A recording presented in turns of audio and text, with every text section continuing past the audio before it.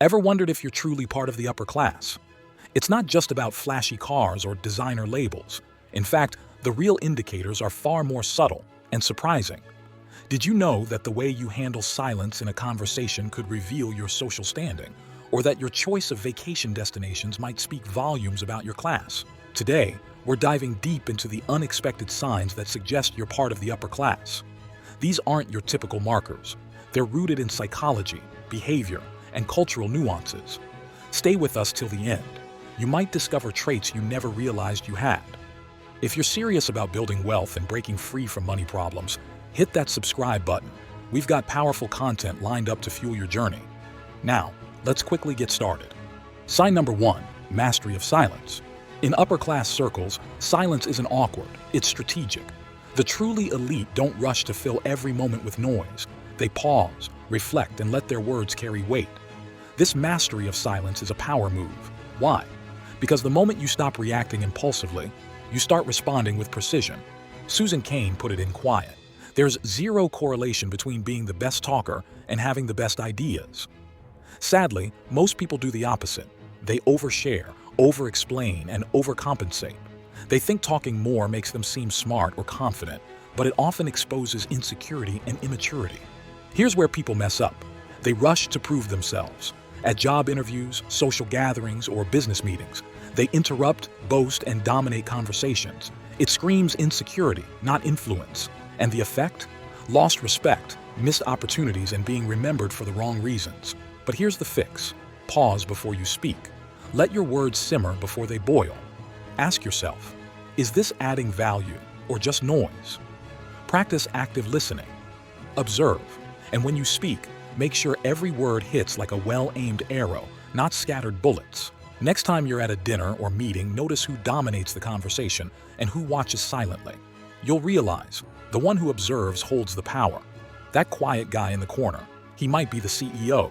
Number 2, subtle sophistication, dressing with intent. At a social gathering, two individuals wear similar outfits. One exudes elegance while the other seems out of place.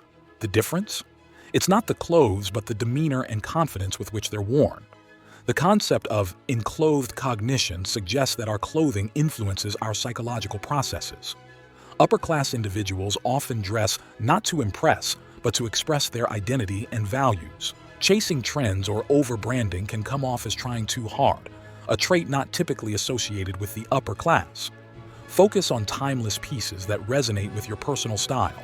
It's about quality over quantity. Your attire should be a reflection of your inner self, not a mask to fit in. True sophistication is subtle and personal. Beyond clothing, how does your body language betray your social standing? That's in the next point. Number 3, the language of posture, nonverbal nuances. In the world of the upper class, posture is presence. The way you stand, sit, walk, even how you enter a room, tells people who you are before you utter a single word. Straight spine, relaxed shoulders, calm hands. This isn't just body language, it's social currency. The mistake average people make is subtle but damaging. They slouch, fidget, avoid eye contact, and shrink themselves. This sends signals of insecurity, submission, and self-doubt. Practice grounding yourself when you stand. Imagine a string pulling your head up from the crown. Open your chest. Keep your hands visible and calm. Eye contact? Hold it. Even when you feel nervous, your posture can fake calm until it becomes real. Middle class says, look at what I say. Upper class shows, watch how I move. So the next time you walk into a room, remember, you're always on stage. And posture, that's your silent spotlight. But what about your conversations? The topics you choose might reveal more than you think. Sign number 4, conversational currency, topics that transcend. At a dinner party, while many discuss daily routines, one guest brings up a recent art exhibition, sparking a lively and engaging discussion. Upper-class individuals often engage in conversations that reflect cultural awareness and intellectual curiosity. This not only showcases their knowledge, but also their appreciation for diverse experiences. Limiting discussions to mundane topics can hinder deeper connections and the exchange of ideas. Cultivate a broad range of interests. Stay informed about arts, global events, and cultural happenings to enrich your conversations. Do your conversations inspire and engage others? Engaging topics can foster deeper connections and reflect a well-rounded personality.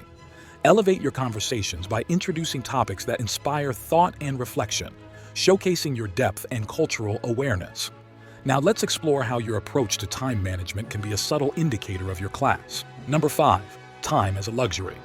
Ever noticed how the truly wealthy never seem rushed, yet they achieve 10x more than everyone else? Here's a harsh truth. The upper class doesn't manage time, they own it. While most people are chasing deadlines, the rich are designing lives around what matters. They don't cram every minute. They curate their hours like a luxury art piece. Naval Ravikant says in the Almanac of Naval, the ultimate status symbol is not money, it's control over your time. Most people fill their calendars with noise, unnecessary meetings, endless scrolling, people-pleasing, chasing every opportunity but mastering none. And the price? Burnout, regret, and a life that feels busy but goes nowhere. Let's fix this. First, audit your time.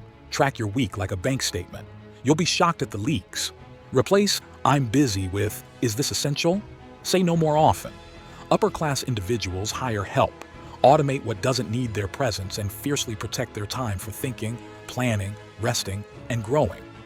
Time is the only asset you can't earn back. Treat it like royalty.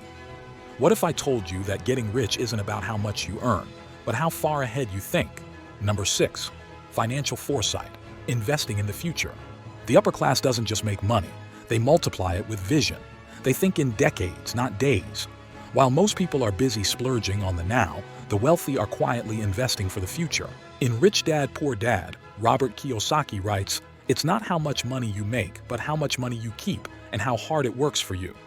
Yet most people fall into the paycheck-to-paycheck trap, living for the weekend, ignoring compounding and making financial decisions based on emotion, not strategy. The consequence: no savings, no assets, and a future filled with fear. The rich avoid this by asking a simple question every time they spend. Will this cost me tomorrow or pay me tomorrow? Instead of upgrading your iPhone every year, what if you put that $1,200 into an S&P 500 ETF every year for 10 years? You'd likely have over $18,000 and no debt. Zoya was a 22-year-old graphic designer making $2,000 a month. Instead of lifestyle inflation, she chose foresight. She maxed out her Roth IRA, invested in index funds monthly, and lived simply. By 30, her portfolio hit $150,000. At 35, she quit her job, not because she had to, but because she could. She now travels, consults, and teaches young women about financial freedom. Her secret? Thinking long when others thought short. Number 7.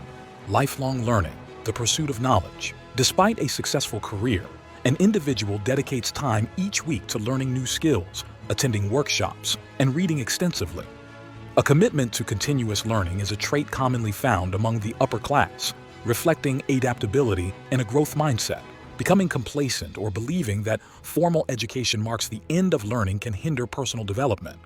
Embrace opportunities for learning, whether through formal education, self-study, or experiential experiences. Are you investing in your personal growth consistently? Continuous learning keeps you relevant, adaptable, and open to new opportunities. Prioritizing personal development is a strategic move that aligns with the values and behaviors of the upper class. But how do upper-class individuals handle setbacks and failures? Let's explore their mindset. Number 8. Resilience and reflection. Embracing failure as feedback. Here's what sets the upper class apart.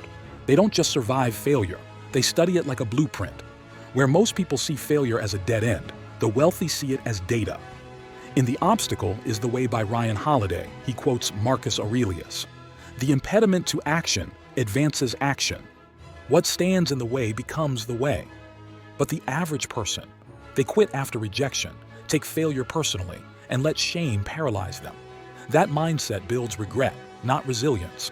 Financially, it means lost opportunities, abandoned businesses, and years wasted fearing the same mistake. Upper-class individuals, on the other hand, journal their losses, analyze their errors, and then re-enter the game smarter. So ask yourself, are you running from failure or running with the lessons it's trying to give you? In conclusion, being part of the upper class isn't just about wealth. It's about mindset, behavior, and subtle lifestyle choices that reflect confidence, discipline, and depth. I'm dedicated to helping you achieve financial freedom through right knowledge. If this video resonated with you, like it, share it with your loved ones, and subscribe for more wisdom. See you in the next video. Until then, keep growing wealth.